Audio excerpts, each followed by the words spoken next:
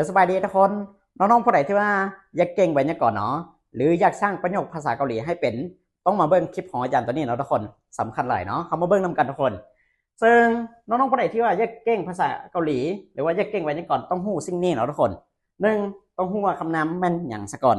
สองคำกรรมะสามาคำคุณนามหรือว่ามีคำอื่นๆอีกเนาะทุกคนตัวนี้เขาจะเอิ้นว่าประเภทของคำเนาะทุกคนตัวนี้สำคัญจังได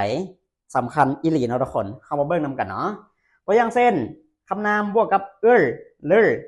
แล้วก็ตามด้วยคำกรรมะเนาะถ้าเราบูฮู้ว่าคำนามเป็นอย่างถ้าเราบูฮู้ว่าคำกรรมะเป็นอย่างเราสร้างประโยคตัวนี้บ่เป็นเนาะทุกคน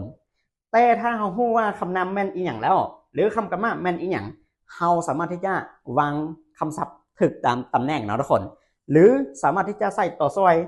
มาถูกต้องเนาะทุกคนเข้ามาเบิ่งตัวอย่างนำกันหรือว่ามาเบิ่งนิยามของแต่ละตัวเนาะคำนามบ่งบอกถึงวัตถุสิ่งของซึ่งเอิ้นของคนและสัตว์วิธีชื่อในภาษาเกาหลีคำนามจะบ่มีตาอยู่ทางไทยเด้อทุกคนตัวอย่างเช่นเช็คก็คือปึ้มเนาะทุกคนนามูก็คือต้นไม้ก็คือบ่มีตาอยู่ทางไทยเนาะคำกรรมะว่าแสดงถึงการกระทำหรือการเคลื่อนไหวเช่นไปมาดื่มกินคำกรรมะ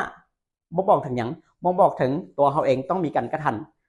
ำเนาะเคลื่อนไหวไปมาลักษณะแบบนี้วิธีชื่อในภาษาเกาหลีคำกรรมะเนาะทุกคนจะมีตาอยู่ทางไทยตัวอย่างเช่นโอตะคาตะมอกตะพวกนี้ทุกคนจะมีตาอยู่ทางไทยแบบนี้ทุกคนแล้วก็คำคุณนามคำคุณนามแสดงถึงรูปร่างลักษณะความรู้สึกเนาะหรือว่าอาการตัวอย่างเช่นดีบ่ดีเงาสั้นสูงต่ำเตี้ยลักษณะแบบนี้เนาะอันนี้ก็คือนิยามของคำคุณนามแล้วก็ตัวอย่างตัวนี้ทุกคนคำนามบวกเลยตามด้วยคำกรรมะถ้าเฮาฮู้เนาะทุกคนถ้าเฮาฮู้ว่าคำนามแม่นอีหยังคำกรรมะแม่นอีหยังสามารถสร้างประโยคง่ายๆได้เนาะทุกคนตัวอย่างเช่นเช็คก็คือคำนามทุกคนคำนามที่มีตัวสะกดก็แม่นเฮาใส่เพียวตะก็คือเปิดเนาะทุกคนเปิดฉะนั้นเปิดก็คือเป็นคำกรรมะเชกึเพียวตะก็คือแปลว่าเปิดปึ้มเนาะทุกคนฉะนั้นผู้ใดอยากเก่งภาษาเกาหลีอยากเก่งไวยากรณ์ภาษาเกาหลี